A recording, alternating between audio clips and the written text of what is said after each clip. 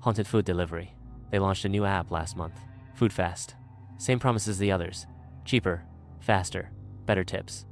All you had to do was download, swipe, accept, and show up. No interviews, no background checks, no questions. I needed money. Bad. Rent was overdue, car insurance was lapsed, and the last delivery app I worked for had deactivated me over a customer complaint. I never even heard. So when FOODFAST popped up, I didn't think twice. Just another gig. Another night on the road. The first few orders were normal.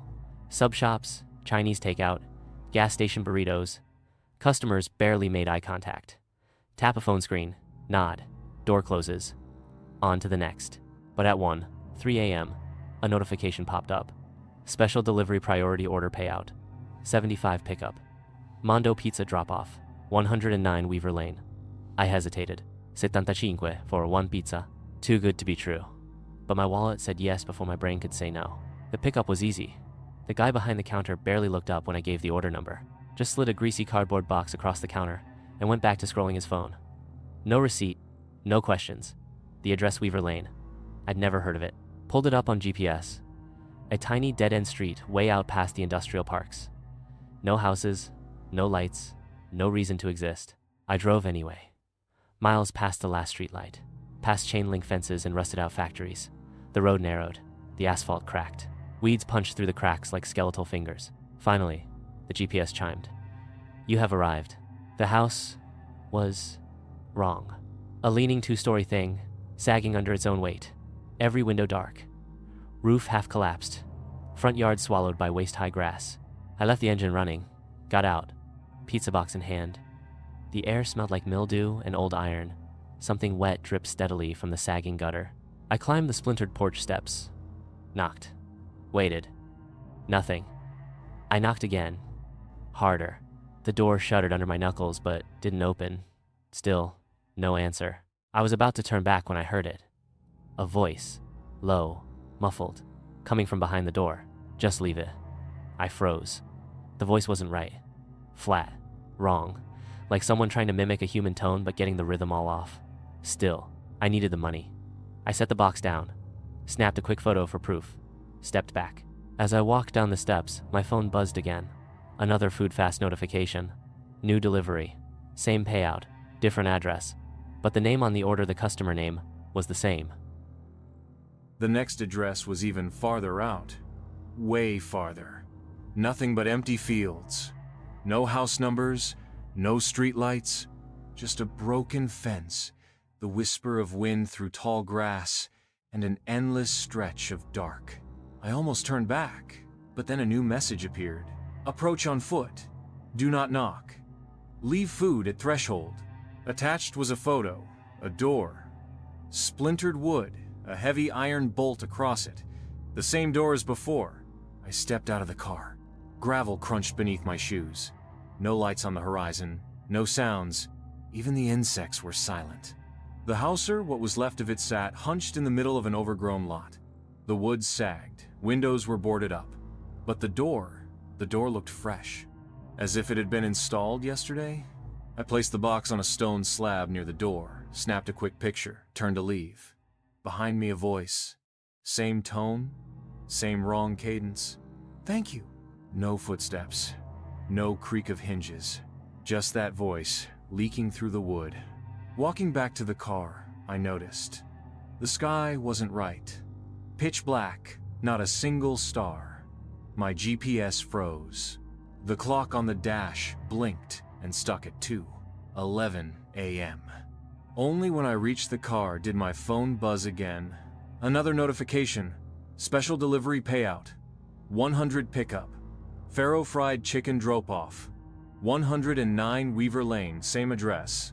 Same voice. Only now, the payment was even higher. Something inside me whispered, "Go." I drove. Faro fried chicken was supposed to be closed, but inside the darkened lobby, the bag sat waiting. No staff, no lights, just a greasy box on a counter. Still warm. I didn't ask questions anymore. The roads back were empty. But as I walked up to the house again, I heard it. Grass moving. Footsteps brushing against the weeds. Stopping every time I turned around. For the third time, I left the food.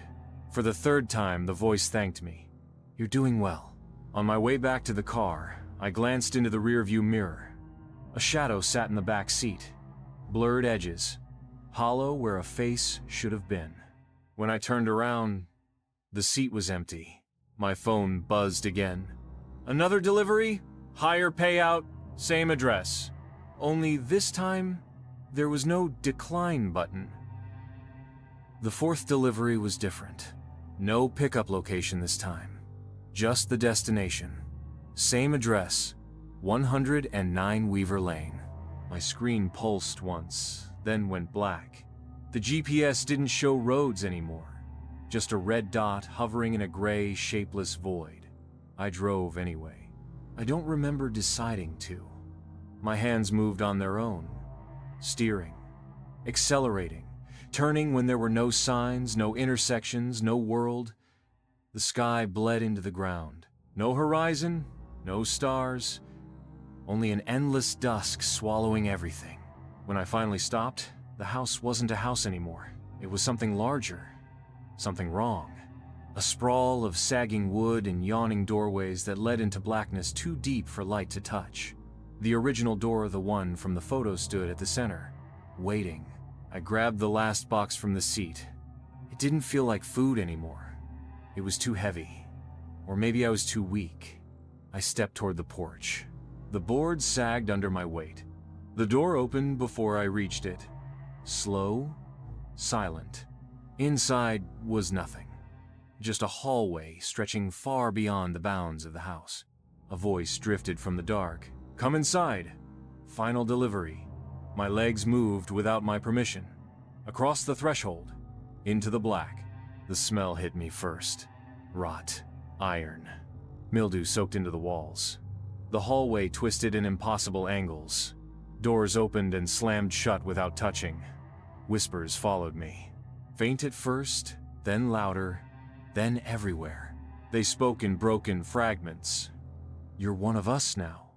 No more roads. No more light." I turned a corner and froze. There, piled against the wall, were other boxes. Hundreds, thousands, each one marked with delivery stickers, all bearing the same name, mine.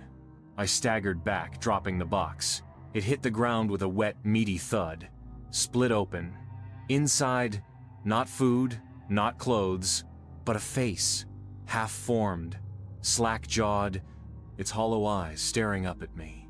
It smiled. I stumbled backwards, crashing into another stack of boxes.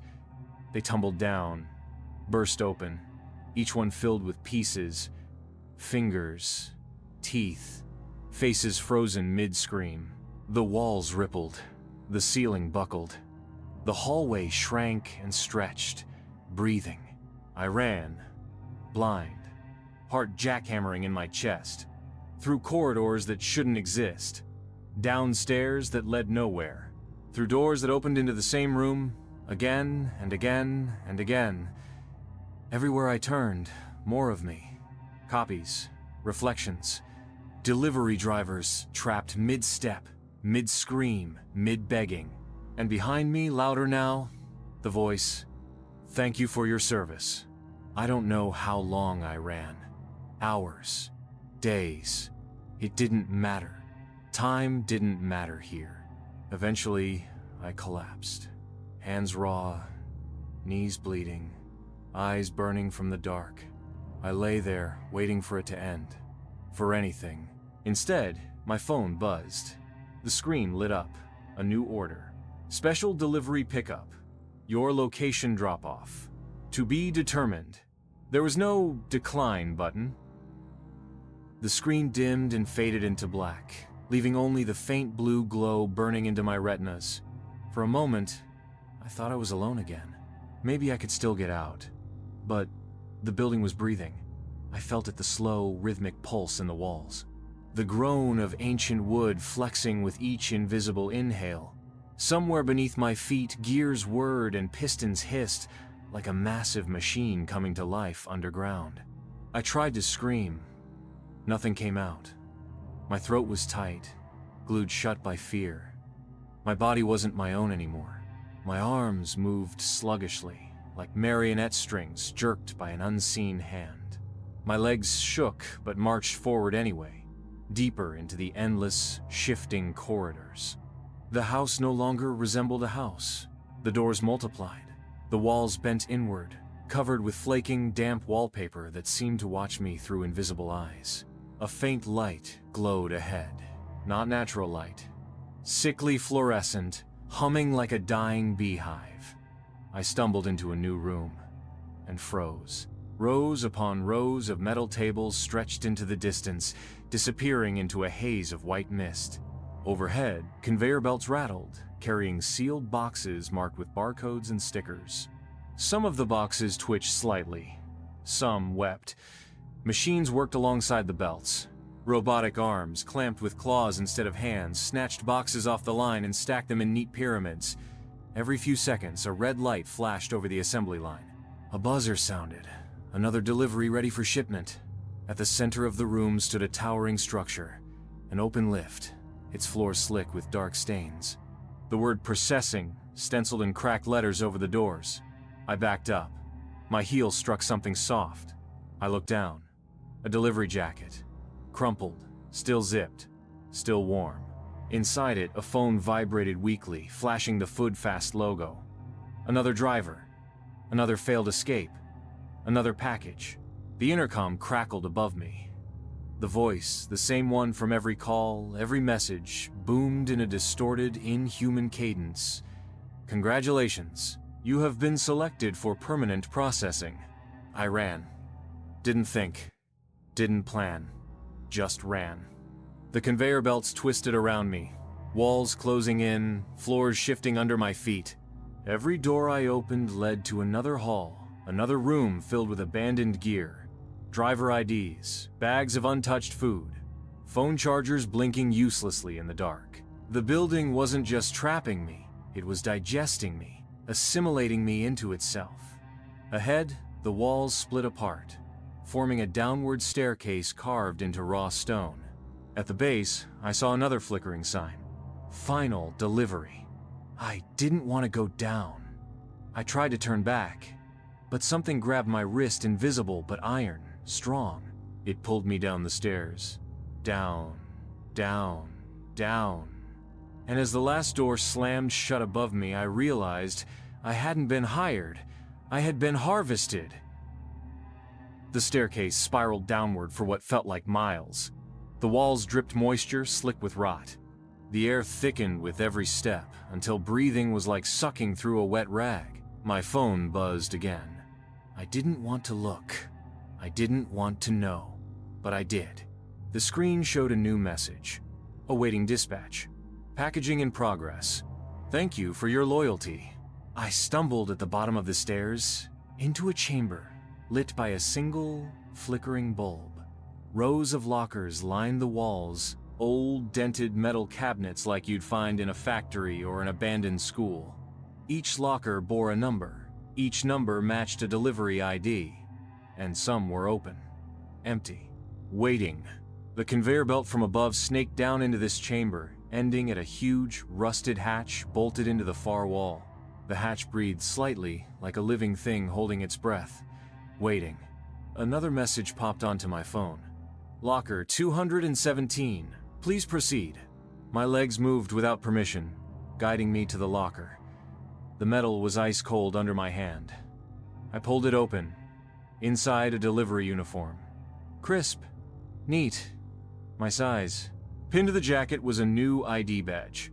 It wasn't my name anymore. It was just a number, a barcode beneath it. No identity, no memory, just cargo. Somewhere behind me, heavy machinery roared to life. The hatch shuddered. A new conveyor belt rattled forward, dragging an empty cart into place. Waiting for me. The phone buzzed again. Last message. Just 3 words. Step inside. I backed away. No, I wasn't going. I wasn't. The walls closed in. The floor trembled. The room itself shifted, funneling me toward the cart. Toward the belt. Toward the hatch. I fought it. Clawed at the walls. Screamed until my throat tore open. It didn't matter.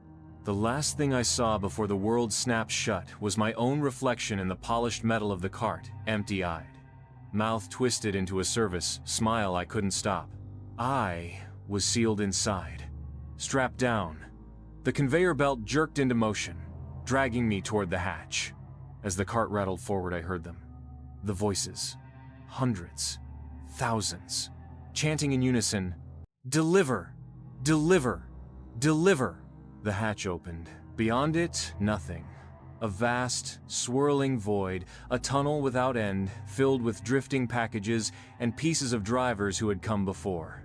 The cart tipped. I fell into the black, spinning, weightless, directionless, becoming something smaller, colder, forgotten. At the very edge of my mind, I heard the final chime of the app. Order completed. New delivery available. Another driver. Another desperate soul. Another name waiting to be erased. Because once you accept the first delivery, you never stop moving. And somewhere, in a world you used to recognize, a new order buzzes on someone's phone. A single word flashing in bright, eager letters. Accept.